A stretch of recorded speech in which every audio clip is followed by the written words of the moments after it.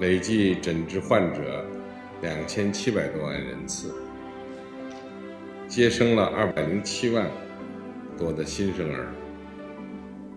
لما تفتحوا 8000 بيت دعارة غير في العاصمة واستمعوني وش أنا نقول لكم. بكري كنا نصيبوا أطفال في المزابل يشبهونا احنا الجزائريين، طفل ديزار جاريان.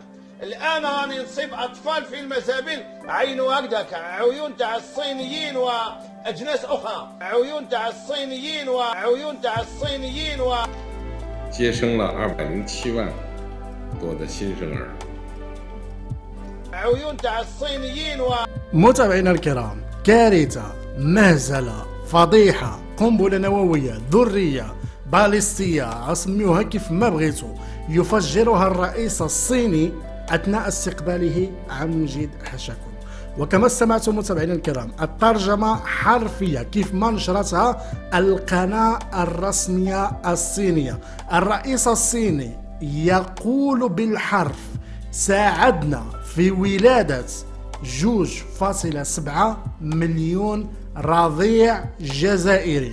وجاب عبد المجيد حشاكم حداه وبدا كيعرض عليه الأطباء الصينيين اشنو كيقدموا من خدمات في حظيرة الجزائر. قال ليه عالجنا 27 مليون من سكان حظيرة الجزائر وساعدوا في ولادة 2.7 مليون رضيع جزائري. وجبت لكم المقطع متابعينا الكرام ديال الشيخ ديالهم في قناة النهيق، قناة النهار، احد الابواق الاعلامية ديال نظام حظيرة الجزائر، وهو كيقول عباد الله كيلقاو اطفال في المزابل عندهم العينين ديال الصينيين، وربطوا شي في شي ولاقيو شي في شي وخرجوا بالاستنتاج من عندكم، لانني ما غاديش ننزل لذاك المستوى باش نتفصلوا في تلك المسائل.